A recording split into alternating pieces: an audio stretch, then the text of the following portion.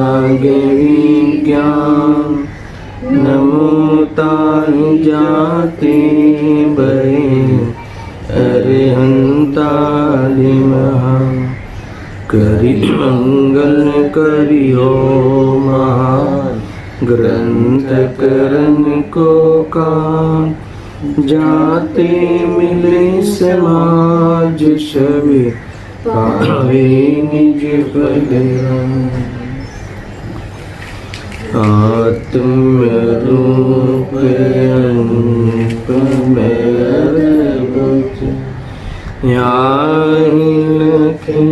भव सिंधु तरो आत्म रूप।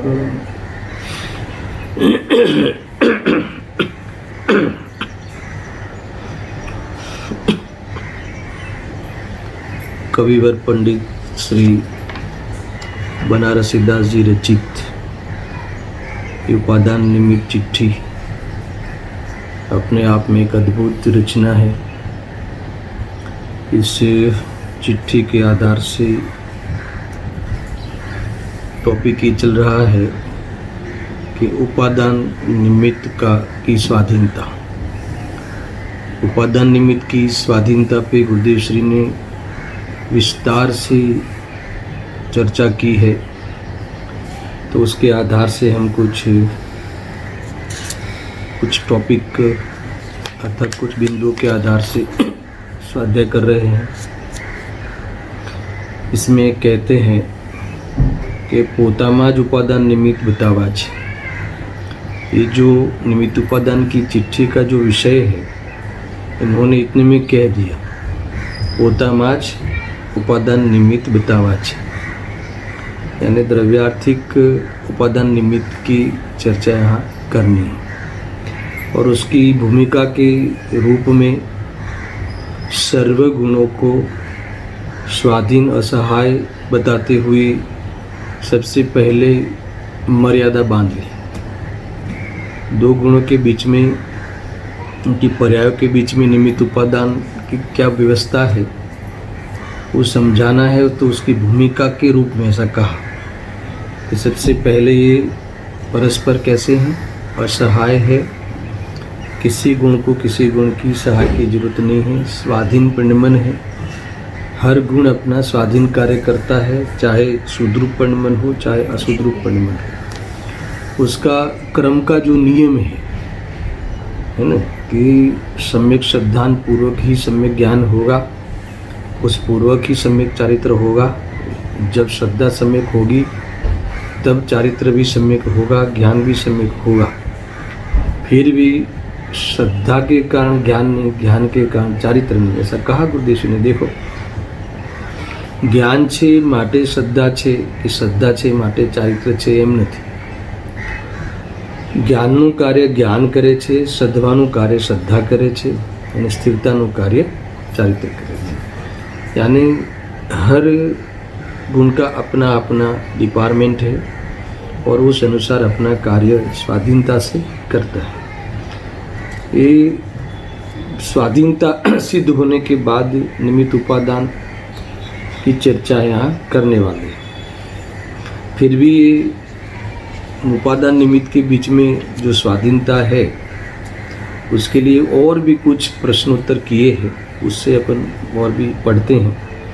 साथ में इन्होंने ये भी कह दिया कि द्रव्य भी परस्पर, द्रव्य भी स्वाधीन है। जीव छे माटे पुद्गल छे, पुद्गल छे माटे जीव छे, है ना। ऐसी कोई व्यवस्था जगत में नहीं है। ये जो एक प्रकार से अटल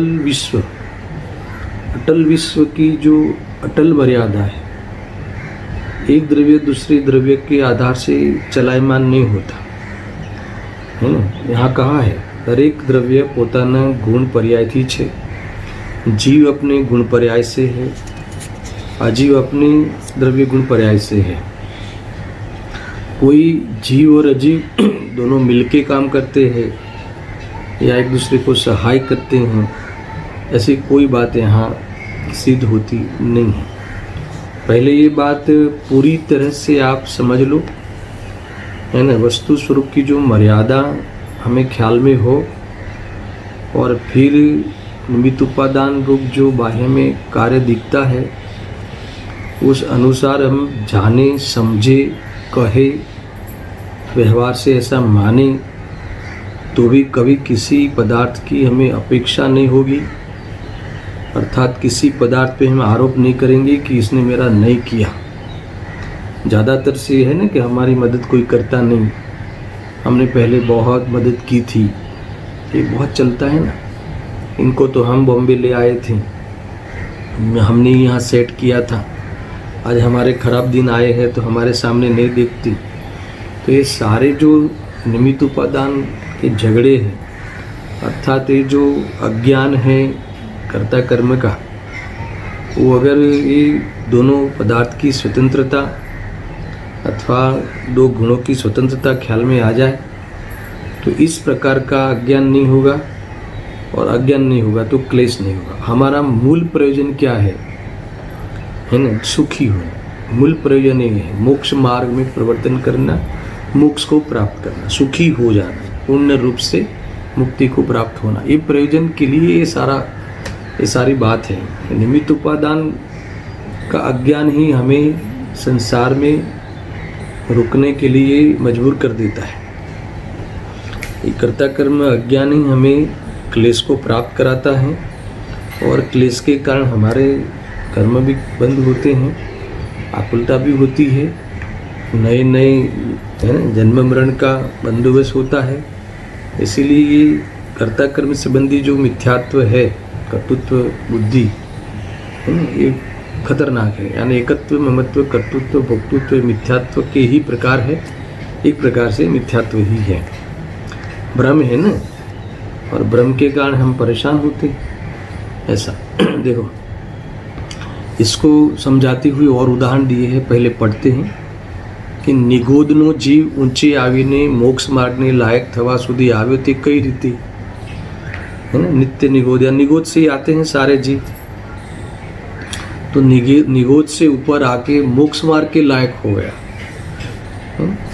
जो आते हैं भरत जी की 100 पुत्र कहाँ से आए, निगोद से, अर्थात कोई एकाध व्यवहार राशि समझ लो, तरस पर्याय की, तो वहाँ से डायरेक्ट मनुष्य गति में आए। सुनना, तो ये इतना मनुष्य गति में आए और ऐसे ही घर में जन्म हुआ कि जहाँ मोक्ष मार्ग में कई जीव लगे हुए हैं। तीर्थंकरों के घर में जन्म हुआ, ऐसा समझ लो, बराबर है। और स्वयं वो मोक्ष मार्ग में चले और उसी भाव से मोक्ष भी चले गए। तो ये बताना है कि ये वहाँ से यहाँ इतना ऊंचा ऊर्ध्वता कहाँ से आई, कैसे इस प्रकार की लायकात आई, ये कहते हैं। तो निमित्त आदि दृष्टि वाले तो ऐसा कहेंगे कि जो कर्म का जोर था वो मंद पड़ गया, है ना, इसीलिए ऊपर आए।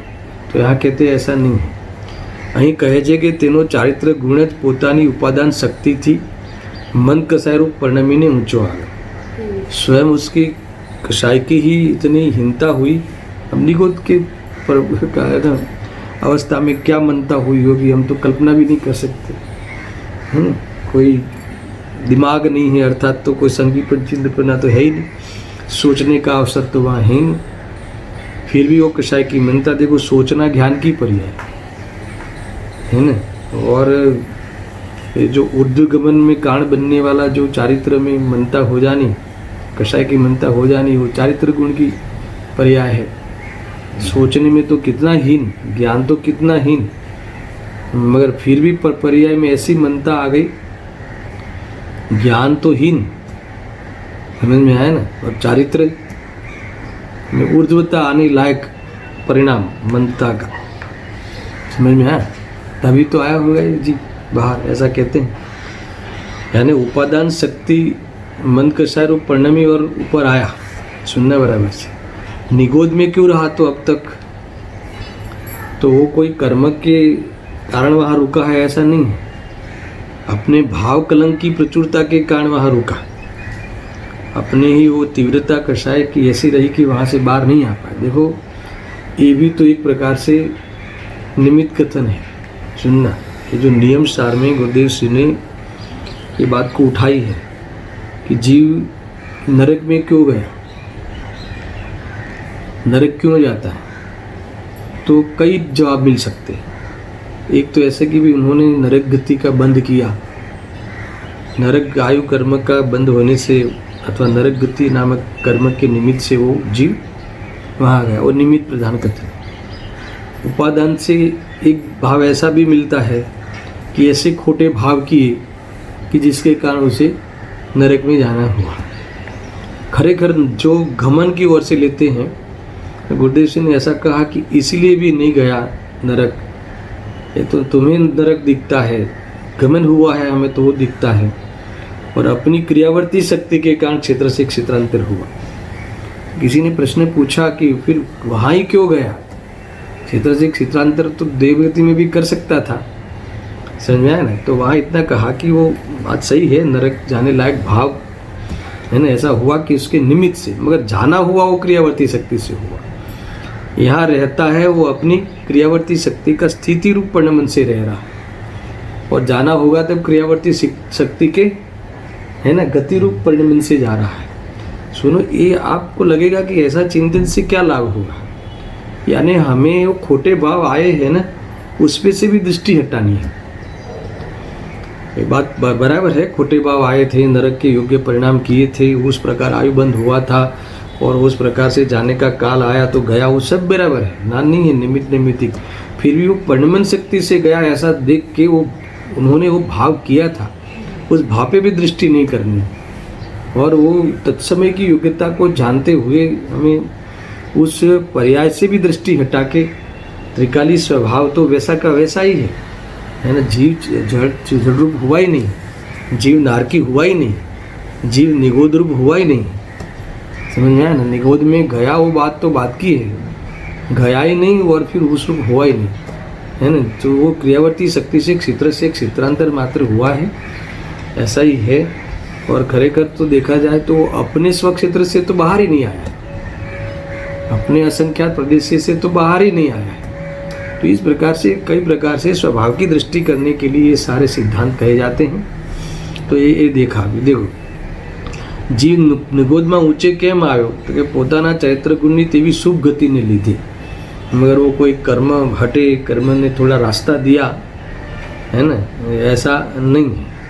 अर्थात कोई धर्मास्तिकाय द्रव्य ने धक्का मारा, ऐसा भी नहीं है। और निगोद में पड़ा रहा था तो अधर्मास्तिकाय द्रव्य कोई उठा हुआ था और इसको बाहर निकलने नहीं देता था, ऐसा भी नहीं।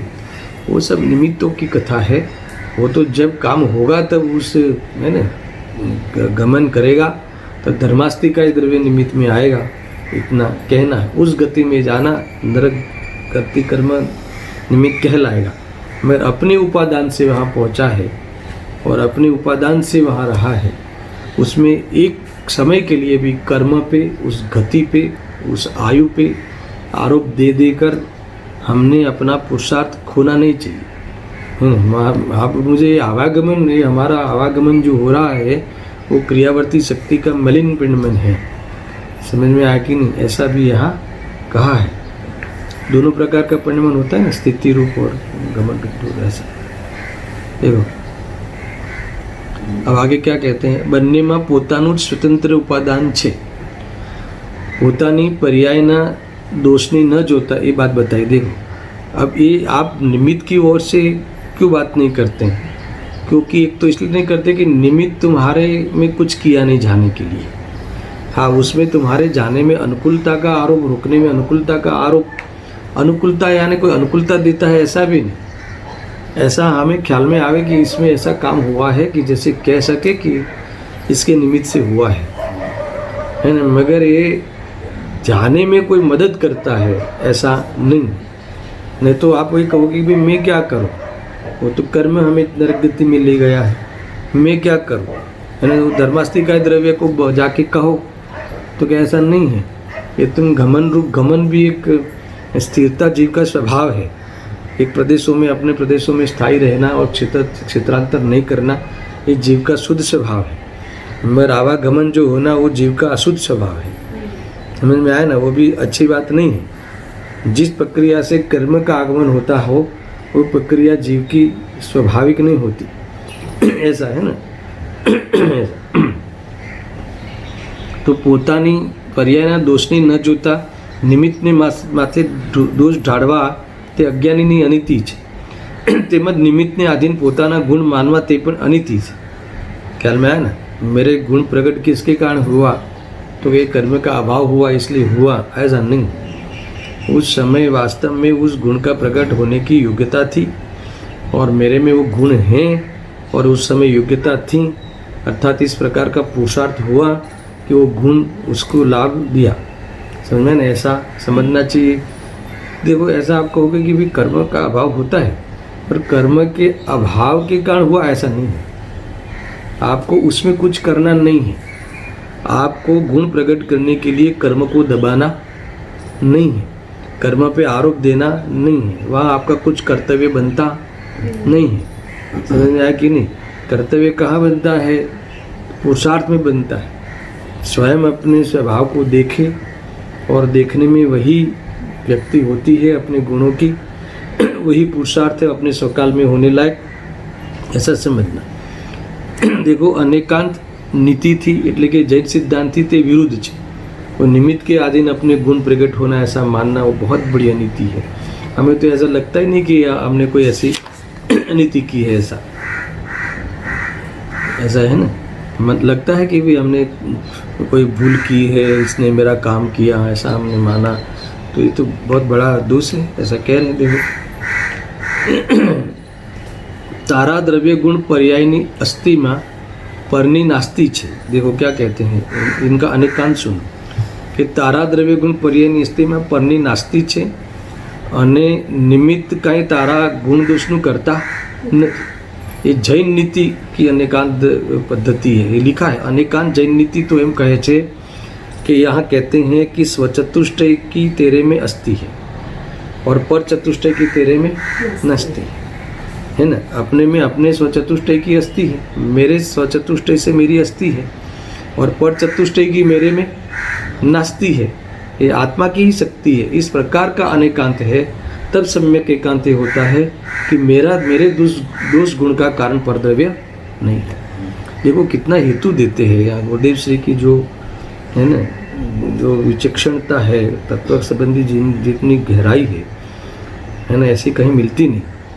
जैन नीति नहीं, यहाँ कहते हैं कि अनेकांत जैन नीति से, और ये कहती है जैन नीति कि स्वचतुष्टय से मेरा अस्तित्व मेरे स्वचतुष्टय से है और पर चतुष्टय की मेरे में नास्ती है। जब मेरे में नास्ती है, मेरे में प्रवेश ही नहीं कर सकता, तो मेरे में गुण प्रकट करने के लिए, अर्थात मेरे में दोष प्रकट करने के लिए, है ना, उसमें मेरे में व्यापना पड़ेगा। तो मेरे में, जब वो मेरे में नास्ती है तो आ ही नहीं सकता, तो मेरे दोष गुण का कारण मैं स्वयं हूँ। ये सम्यक एकांत हो गया। समझ में आया कि नहीं। इसीलिए निमित्त की दृष्टि हट जावे और दोष को दोष रूप जान के दोष की दृष्टि हट जावे। गुण स्वयं अपनी पर्याय में स्वकाल में पुरुषार्थ से प्रकट होते हैं। तो एक समय की पर्याय का भी है ना, वास्तव में उपादेय रूप तो है, प्रकट करने रूप, मगर इस स्वभाव को देखने से आता है। इसीलिए खरेखर एक समय की पर्याय पे भी दृष्टि नहीं, स्वभाव पे दृष्टि, यही मूल निमित्त उपादान से अकर्ता स्वभाव का दर्शन करना, अपने त्रिकाली स्वभाव का दर्शन करना, है ना, उसी में ही रमना, यही मूल प्रयोजन। बहुत सरल है, मगर देखो अभी और गुरुदेव श्री कहाँ से बात उठाते हैं। हाँ, ત્રણે कहा માટે નિમિત્ત કઈ તારા ગુણ દોષનું કરતા નથી। ત્રણેય કાળનો ને સર્વ પદાर्थों આ સિદ્ધાંત છે। ये त्रैकालिक सिद्धांत है। समझ में आया ना। नहीं मैंने कोई पूर्व में ऐसा किया था अर्थात इन्होंने मेरा बिगाड़ा था, ऐसा कुछ नहीं होता। ये सब निमित्त प्रधान शैली है। जब तुमने स्वयं अपना बुरा किया था, है ना, किसको देखकर, तब ये द्रव्य को देखकर तुमने अपना बुरा किया था। उस द्रव्य की ऐसी चेष्टा देखकर तुमने क्रोध किया था। समझ में आया ना। मगर तुमको उसने क्रोध कराया था, ऐसा नहीं। समझ में आया कि नहीं। गजब की बात है। और जब तुम्हारा ये क्रोध का अभाव होने का काल था, पुरुषार्थ किया तुमने तो क्रोध का अभाव हुआ, तो उसमें पूर्व में तुमने वेद ज्ञान रूप कार्य किया था ज्ञान ने, तो उसमें निमित्त माना जाएगा। इतना ही लेना है। देखो हाँ, એવો કોઈ કાર્ડ નથી કે જડ કર્મ જીવની પર્યાયને ઉપજાવે। નિમિત્ત તો એક કોર ઊભું છે ને કાંઈ કોઈના કાર્યમાં દાખલ નથી કરતું, દખલ કરતા ही नहीं है। ऐसा ही है। નિમિત્ત તારો શત્રુ કે મિત્ર નથી, તું જ ઊંધા ભાવથી તારો શત્રુ ને સવળા ભાવથી તારો મિત્ર છો। देखो ये दृष्टि हो जाए, निर्मल दृष्टि है ना। ઊંધા ભાવથી તારા આત્માને સંસારમાં ડૂબાડનાર શત્રુ પણ તું અને સવળા ભાવથી તારા આત્માને तारनारो मित्र पण तू। वाह केवी स्वाधीनता। गुरुदेव श्री देखो फ्लो में ये बात आती है ना। वस्तु स्वरूपनी जे स्वाधीनता है ते सर्वज्ञ देवे जाणीने प्रसिद्ध करी है, ते संतोए जाहिर करी है। देखो ऐसा है, एक आचार्य कुनकुन देव फरमावे छे, इन्होंने एक गाथा समयसार गाथा 103 को याद किया है कि खरेखर अचलित वस्तु स्थितिनी मर्यादा तोड़वी अशक्य होवाथी वस्तु पोताना द्रव्य गुणमां ज वर्ते छे। मूल बात सिद्धांत क्या कहा कि खरेखर अचलित वस्तु स्थितिनी मर्यादा ने तोड़वी अशक्य होवाथी संभव ही नहीं है कि मेरी पर्याय कोई आके करे या मैं किसी की पर्याय को करूं। देखो आपको इतना समझ में आ जाए तो आपका किसी भी व्यक्ति पे दृष्टि नहीं होगी, है ना। हमारा तो यही ही भूल है, इसी ने मेरा बिगाड़ा, उसी ने मेरा सुधारा, ऐसा है नहीं। कोई तुम्हारा सुधारे ऐसा मानना अनीति है, ऐसा कहा। भगवान ने हमारा कल्याण किया, भगवान के द्वारा हमारा हित हुआ, ऐसा मानना अपराध है।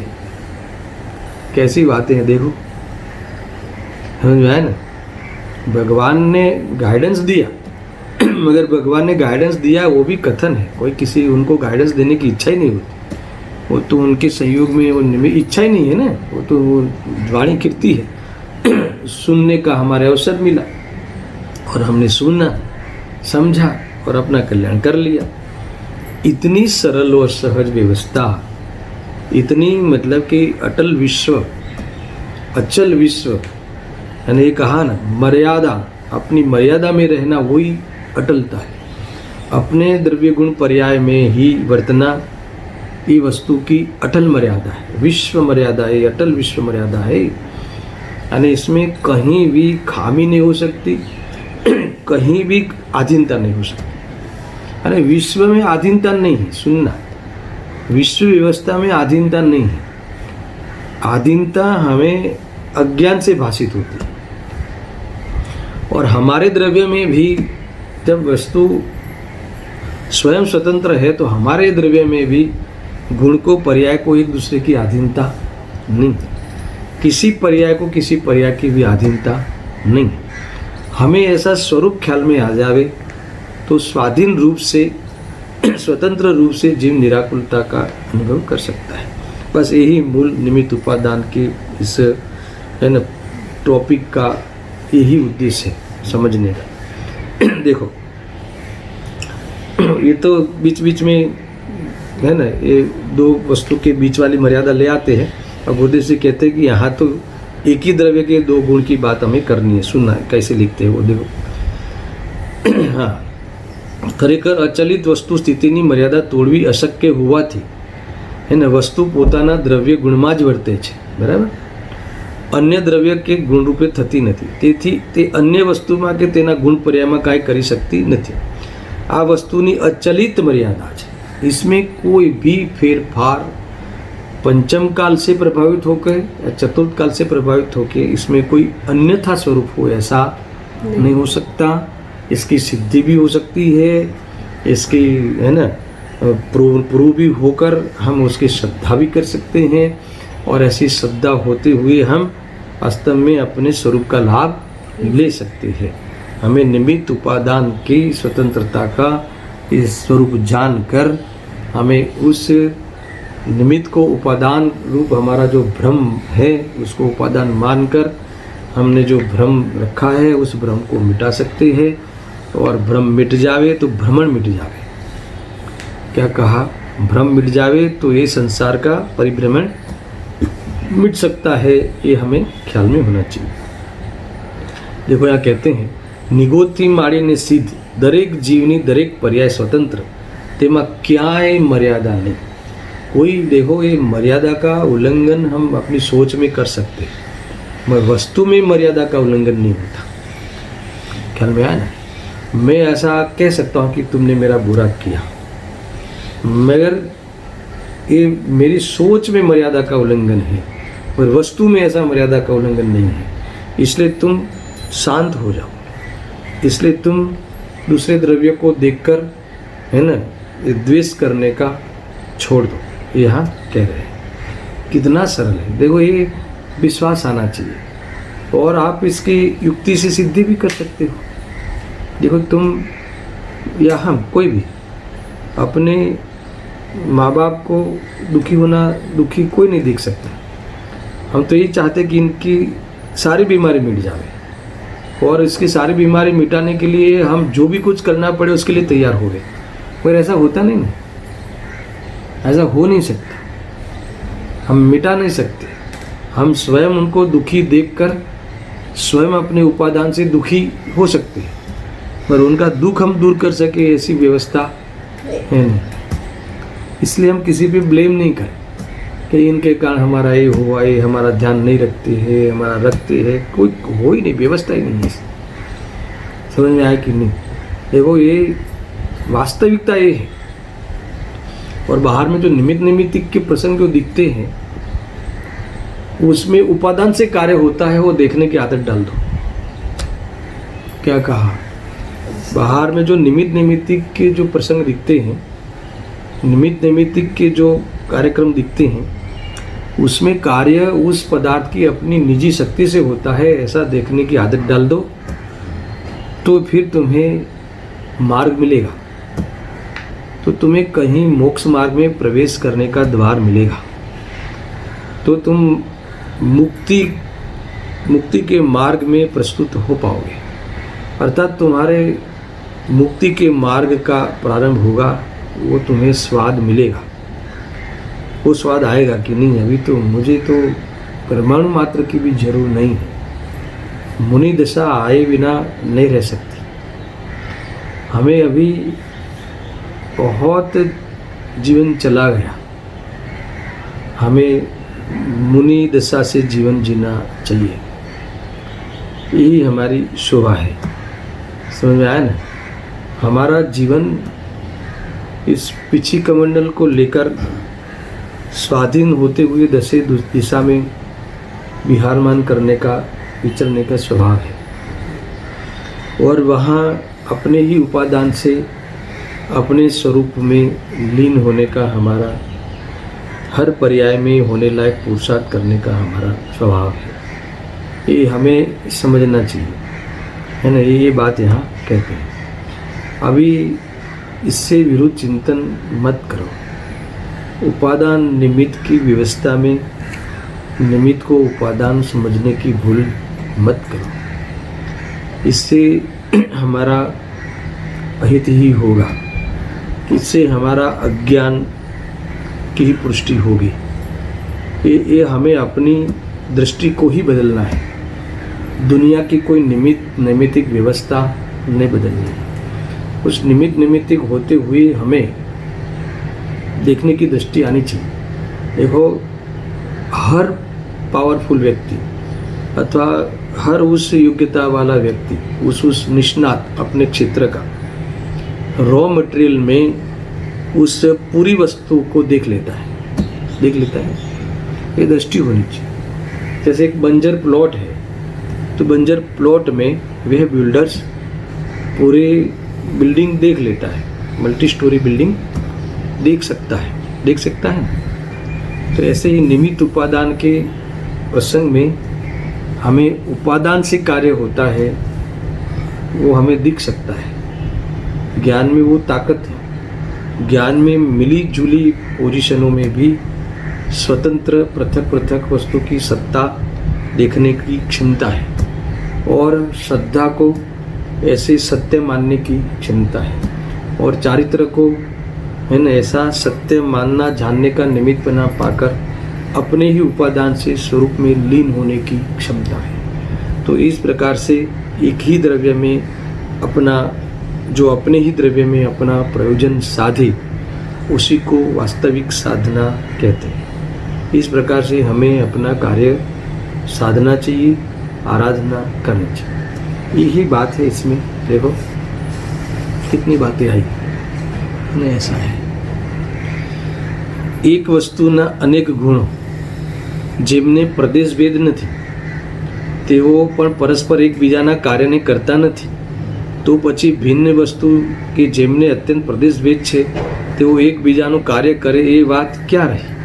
बार बार गुरुदेव से इस बात पे ले आते हैं। अरे जीव, हे जीव, तू तारी स्वाधीनता तो जो, तारा स्वतंत्र स्वरूप ने तू जो, तने तारा स्वाधीन परिणामनी बात बेसे तो शाबाश। गुरुदेव से कहते हैं शाबाश, शाबाशी उसे ही देना। देखो हम तो क्या किसको शाबाश करते हैं, है ना। कोई तुमने बहुत पैसा कमा के लाया, तुमने बहुत ये दुकान संभाली, है ना, तो तुमने बहुत है ना आदमी वर्करों को तुमने कंट्रोल किया, यहाँ कहते हैं कि उसे शाबाश नहीं कहते। ये तो वास्तव में मिथ्यात्व है, ऐसा मानना, समझ में, ऐसा मानना मिथ्यात्व है।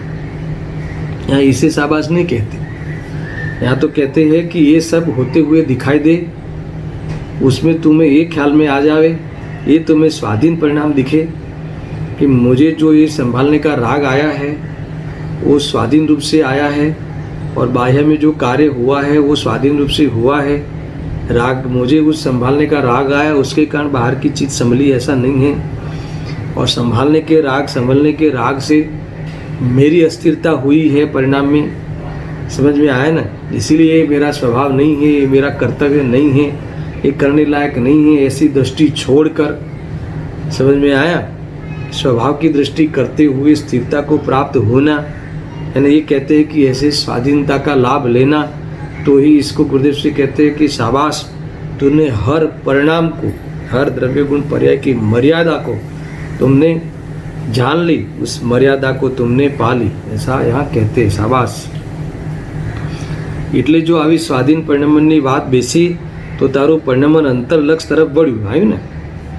તે અપૂર્વ સંવેદ दशारूप मोक्ष मार्ग प्रगट्यो, माटे तने शाबाशी। ऐसा माना तो शाबाशी क्यों, क्योंकि तुम्हें पता नहीं ऐसा करता है वो मोक्ष मार्ग में इसने प्रवेश कर लिया। ऐसा नहीं, ये काम रह गया तो रह गया।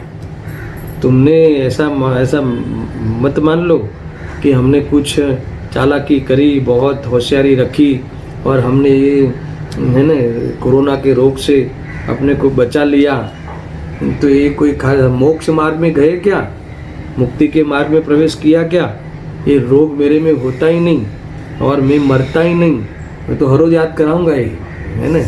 तुम मरने का हर पल याद करते हो तो मरता नहीं है, वो हर पल याद क्यों नहीं कराए, तो यार तो हर पल मैं मर जाऊंगा, मुझे कुछ हो जाएगा, वो हर पल तुम चिंता करते हो, तो उस चिंता को मिटाने वाला जो है ना औषधि, है ना, ये जो हमारे रहन भगवान वैद्य है, उनकी दी हुई औषधि हर समय क्यों सेवन नहीं करे, मरता ही नहीं। मरे कौन, मरे बीजों, समझ में आया कि नहीं। कोई होता ही नहीं ऐसी, नष्ट हो 6 द्रव्य कभी 5 होते नहीं, 5 जाति के हो जाते नहीं। 6 द्रव्य से अनंत अनंत है, उसमें से एक कम होता नहीं और एक नया पैदा होता नहीं। तो फिर ये कहाँ से बात आई। देखो हर चीज़ स्वाधीन है, इसके कारण मेरा ये हो जाएगा, ऐसी कोई मैटर है नहीं। देखो परिणाम में मिथ्यात्व चलने पर भी द्रव्य मिथ्या नहीं होता, समझ में आया ना। द्रव्य मिथ्या हो जाता क्या, तुम पर्याय में मानो कि मेरा नाश हो जाएगा, फिर भी द्रव्य का नाश होता नहीं। क्यों, कि द्रव्य हमेशा स्थायी रहते हुए पलटता है। अब मिथ्यात्व से पलट के तुम सम्यक दर्शन कर लो कि मैं अनादि अनंत हूँ, ऐसा मान ले श्रद्धा और मजाक कर ले, पर इसके लिए द्रव्य अनादि अनंत है ऐसा नहीं। तुमने माना इसलिए अनादि अनंत है ऐसा नहीं, तो अनादि अनंत है। कितनी स्वतंत्र व्यवस्था है द्रव्य और गुण में भी, और गुण और पर्याय में भी, और पर्याय की पूर्व और आगामी पर्याय में भी, एक गुण की पर्याय और दूसरे गुण की पर्याय में भी कहीं भी तुम्हें अधीनता का, है ना, बंधने का, तुम्हारा उपयोग रोकने का कोई भी अवसर नहीं है, कोई भी जरूरियात नहीं है। ऐसा है स्वरूप, आनंद करो। आखिरकार फिर क्या है, तो नॉर्मल रहो, मजा करो, क्या था दृष्टा है। देखो, પોતાથી સ્વતંત્રતા પણ એને ન ગમે તો એને તો શું કહેવું, है ना। પોતાની स्वतंत्रता પણ એને न गमे, है ना। देखो, ये जीव इतना दब गया है, चेतना इतनी दब गई है अज्ञान के कारण कि इसको ऐसा लगता है कि ये होंगे तो मेरा काम होगा। समझ में आया ना। देखो, कोई घर का मुखिया व्यक्ति, है ना, हट जावे संयोग से तो एक समय तो ऐसा लगता है कि मैं अनाथ हो गया। और दुनिया में इसे अनाथ कहते भी हैं। यहाँ कहते हैं कि तू सनाथ है ना। और वस्तु स्वरूप से तो तू अनाथ ही है। तो कभी तेरा कोई नाथ था ही नहीं, तू किसका नाथ है नहीं, और तेरा कोई नाथ यानी स्वामी है ही नहीं। ऐसा, है ना, एक प्रकार से अद्भुत अनाथ है। और अपना स्वयं स्वामी है, इसलिए तू स्वनाथ है, तू स्वयं तेरा स्वामी है। देखो कितना स्वरूप है, कितना अद्भुत स्वरूप है। तुम्हें आनंद करना है तो तुम स्वतंत्र हो, है ना। कोई तुम्हें रोक नहीं सकता, दुनिया का कोई परिबल तुम्हें रोक सकता नहीं, तुम्हारे सम्यक ज्ञान के आड़े कोई आ सकता नहीं। समझ में आया कि नहीं? ऐसा है, जबरदस्त बात है ना। त्रिकाली की दृष्टि करने से क्षणिकता का भंग होता नहीं। क्या कहा? दो बातें याद रखना, है ना। ऐसा है, सम्यक ज्ञान के आड़े कोई आता नहीं, और त्रिकाली की दृष्टि करने में क्षणिकता का भंग होता नहीं, है ना। क्या अर्थ है इसका? तुम्हें ऐसा लगे कि भाई आप कह रहे हो कि त्रिकाल की दृष्टि करो, उसमें समा जाओ, तो फिर बाद में ये सब बराबर चलेगा कि नहीं चलेगा?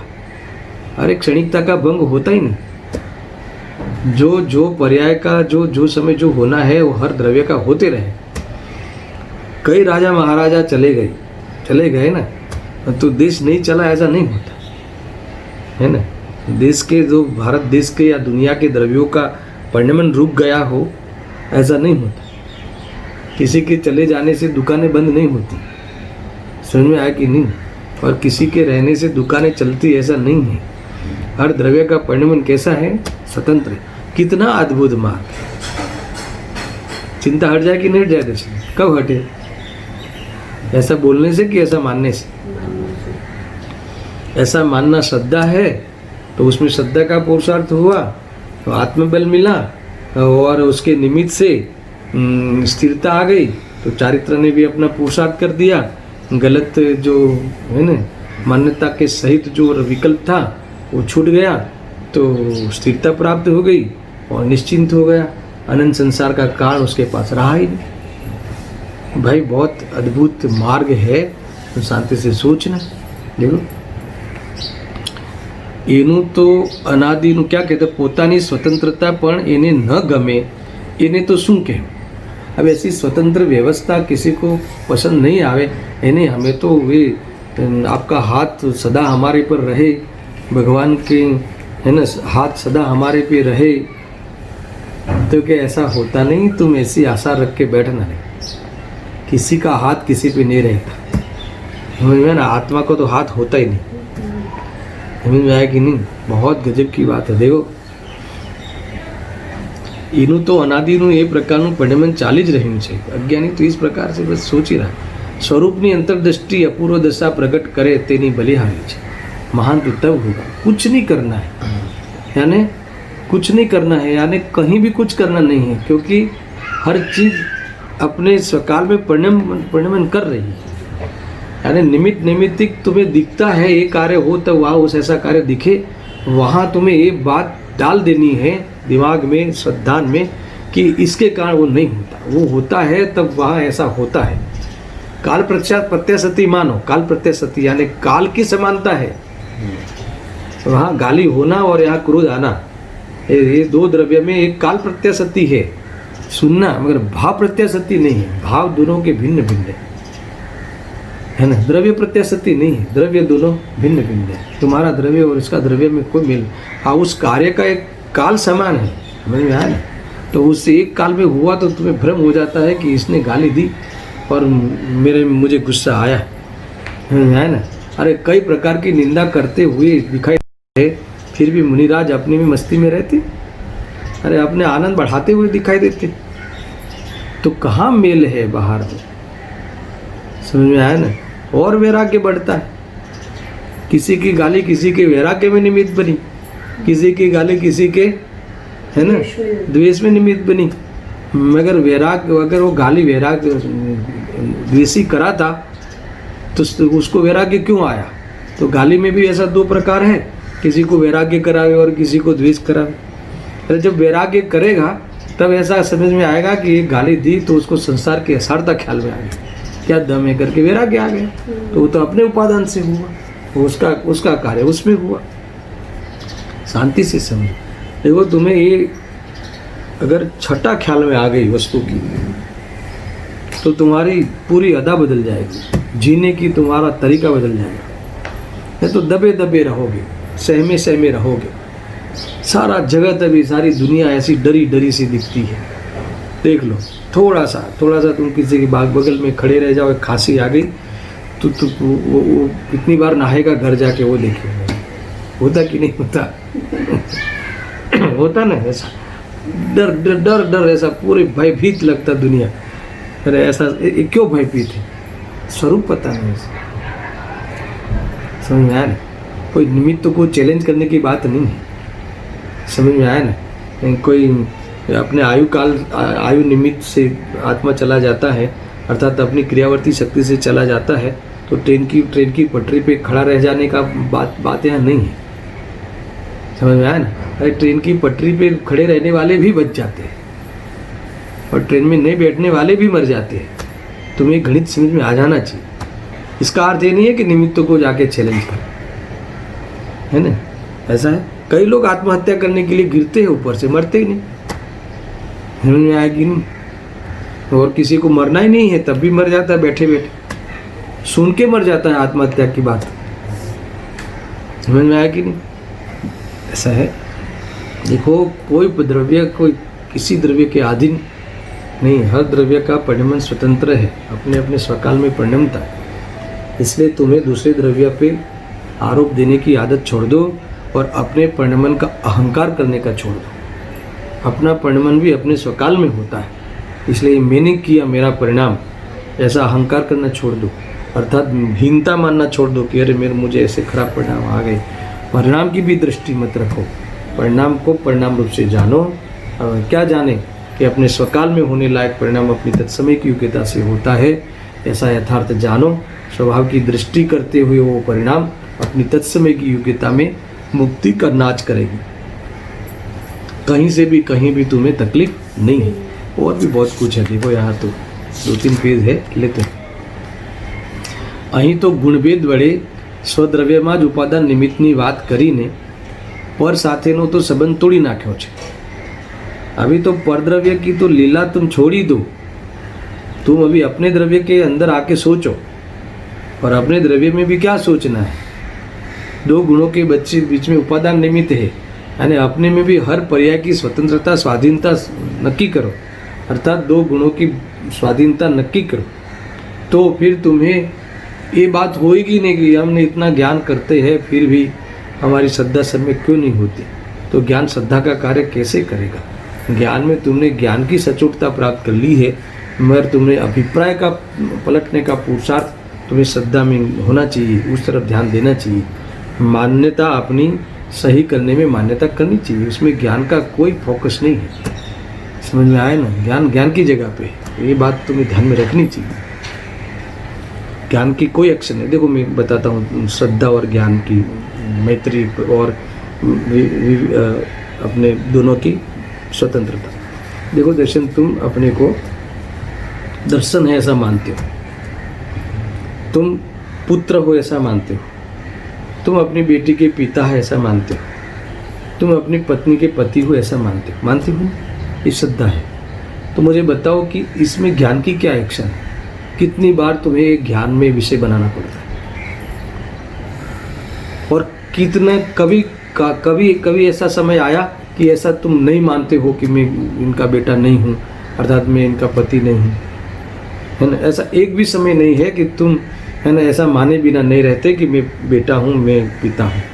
और एक भी समय ऐसा नहीं है कि तुम उसका ज्ञान करते हो, है ना। तो ज्ञान अलग चीज, ये तो जब किसी को कोई बताने का प्रसंग आवे तब तुम ज्ञान में लाते हो, या किसी के ज्ञान में लाने में निमित्त तुम बनते हो, तुम्हारा विकल्प। बाकी इतना स्वतंत्र है, इतना स्वतंत्र है। अभी प्रश्न आने वाला है कि तो फिर मान्यता बदलने के लिए ज्ञान चाहिए कि नहीं चाहिए, वो आने वाले हैं। 2-3 प्रश्न है, मैं लेने वाला हूँ। अभी थोड़ा सा एक पैराग्राफ करके मैं समाप्त करता हूँ, इसके बाद एक प्रश्न है, अभी सुनना। અહીં તો ગુણભેદ વડે સ્વદ્રવ્યમાં જ ઉપાદાન નિમિત્તની વાત કરીને પર સાથેનો સંબંધ તો તોડી નાખ્યો છે, પરથી અત્યંત ભિન્નતા સમજાવીને સ્વનું લક્ષ કરાવ્યું છે। એક જ દ્રવ્યના આશ્રય બે ગુણ છતાં એક જાણવાનું કામ કરે અને એક ઠરવાનું કામ કરે, એને જ્ઞાન જાણવાનું કરે અને ચારિત્ર ઠરવાનું કામ કરે। क्या बात है, देखो।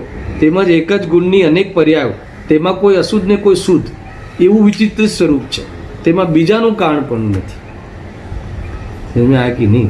देखो, हमें ऐसा है तो थोड़ी कसाई की तीव्रता मनता में जीव क्या करता है, या तो यहाँ डर जाता है, तीव्रता आ जाती है कसाई, समझ में आया, और मंदता आवे तो संतुष्ट हो जाती है, हो जाता है ना। मगर ऐसा नहीं, हमें वो श्रद्धान, सम्यक श्रद्धान में मोह का रोल है, वहाँ दर्शन मोह का रोल है ना। दर्शन मोह मंद हो और कसाई की तीव्रता हो। सुनना, दर्शन मोह हो ही नहीं और छेहोलेशिया हो, है ना। नरक में सम्यक दृष्टि, है ना, श्रद्धा सम्यक और छेहोलेशिया, छेहोलेशिया आती ना वहाँ, और मुख्य रूप से भाव रूप से छेहोलेशिया, द्रव्य रूप से अशुभ लेशिया, और मुख्य रूप से भाव में भी अशुभ लेशिया, कृष्ण लेशिया आदि, है ना। श्रद्धा कैसी है? सम्यक। और लेशिया कैसी है? कृष्ण। और देवगति में ऐसे कई देव है। लेशिया कैसे, कौन सी है? शुक्ल। और श्रद्धा मिथ्या। तो बहुत स्वतंत्र चीजें है ना। अभी हमारे सैनिक राजा का जीव वहाँ है, भावी तीर्थंकर, प्रथम तीर्थंकर, नेक्स्ट 24 की। तो अभी लेशिया कौन सी है? मारकाट। और श्रद्धा कैसी है? मैं किसी को छू भी नहीं सकता, मार ही नहीं सकता, श्रद्धा ऐसी। तो ये तुम थोड़े से देखो, थोड़ा परिणाम खोटा आ जाए तो डरना नहीं। इसका अर्थ ही नहीं है कि उसका पोषण करने की बात है, अपना भेद ज्ञान छोड़ना नहीं। मेरा ये कहना, अगर तुम्हारे कहीं कषाय तीव्र हो जाए तो तुम्हें ये भेद ज्ञान तो करते हैं तो भी कुछ नहीं होता, है ना, ऐसा कह के तुम निराश होना नहीं, भेद ज्ञान को छोड़ना नहीं। तो ये कषाय ये अलग डिपार्टमेंट है, उसका अभाव होने का अलग क्रम है, और वेद ज्ञान अलग है, श्रद्धा अलग है, तीनों डिपार्टमेंट अलग है, ये यहाँ कह रहे हैं। समझ में आया ना। और फिर कोई कषाय की मनता में संतुष्ट हो जाने का भ्रम पालना नहीं। समझ में आएगी नहीं? तो ये बहुत बड़ी बात है भाई, लिखा ना कि भाई ये कभी कितना विचित्र स्वरूप है कि वो कोई पर्याय अशुद्ध और कोई शुद्ध चल रही है। श्रद्धा तो सम्यक और परिणाम चारित्र में लेशिया कृष्ण, गजब की बात है। तो इसमें कोई श्रद्धा मिथ्या हो जाएगी और धार्मिक नहीं रहा, ऐसा नहीं है। तो कोई कृष्ण लेशिया का कोई प्रेरणा नहीं है, समर्थन नहीं है। ये तो तुम्हें तुम्हारे भूमिका के अनुसार कोई लेशिया आ जाए तो तुम डरना नहीं, यानी अपना मार्ग छोड़ना नहीं, इसका विश्वास तुम डगाना नहीं, भेद ज्ञान का जो पुरुषार्थ छोड़ना नहीं। ये कह कितनी गजब बात है। ये देखो, ये गुणों की स्वतंत्रता समझने से हमें ख्याल में आती है बात। अब सुनो, हाँ, દ્રવ્ય ગુણ પર્યાય સ્વરૂપ વસ્તુ પરથી નિરપેક્ષ છે, અસહાય છે। હજી તો પરની સહાયથી કામ કરવું છે, તેને અંદરનું આ અસહાયપણું ક્યાંથી બેસશે? ભાઈ, તારામાં પણ તારા એક ગુણને બીજા ગુણની સહાય નથી, તો પછી પરની સહાયતાને કેવી? પરાધીનતાના ભાવમાં તો તે અનંતકાળ દુઃખમાં ગુમાવ્યો છે। સ્વાધીનતાને તો એકવાર જો, एक क्षण तो स्वाधीनता हवा ले। क्या बोलते हैं? एक क्षण तो तू स्वाधीनता का श्वास ले, एक बार स्वाधीनता का श्वास लेकर तो देख, इतनी तंदुरुस्ती हो जाएगी आत्मा की, गजब की हो जाएगी। कह रहे हैं ऐसा। तारी स्वाधीनता स्वाधीनताના અચિંત્ય મહિમાને તે જાણ્યું નથી, તેથી નિમિત્તાધીન બુદ્ધિથી જ્યાં ત્યાં તારો ઉપયોગ ભમ્યા કરે છે અને ભ્રમણ ટાળવાની ને સ્વરૂપમાં સ્થિર થવાની રીત संतो तने बतावे छे, जरा ध्यान आप एम कहे छे। इसके बाद एक शंका है, वो मैं कल ले लूँगा। शंका ये है, तमे निमित्तथी कार्य थवानुं नथी मानता, एटले के तेने अकिंचित कर मानो छो, तेथी तमे निमित्तने ज मानता नथी। ये सामान्य जनरली निमित्त उपादान के है ना टॉपिक में बात आती है कि तुम निमित्त, और गुरुदेव सिंह पे तो आरोप है तुम तो निमित्त को मानते ही नहीं। अब इसका जो जवाब देते हैं है ना, क्योंकि गुरुदेव सिंह ने सारा स्वतंत्र का ढंढेरा जो पीटा है ना, वो पहले जब वो अपने संप्रदाय में थे तभी ज्ञानावरणीय कर्मनो उदय थाय छे एटले ज्ञान ने हीन थवुं पड़े एम नथी।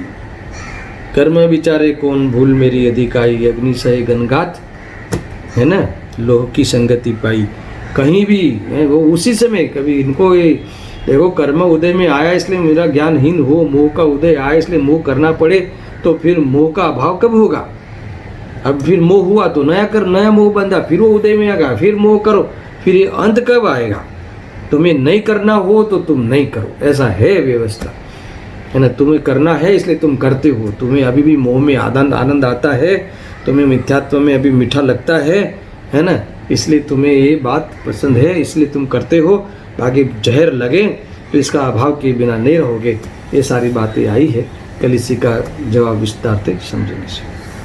सहजानंदी शुद्ध स्वरूपी अविनाशी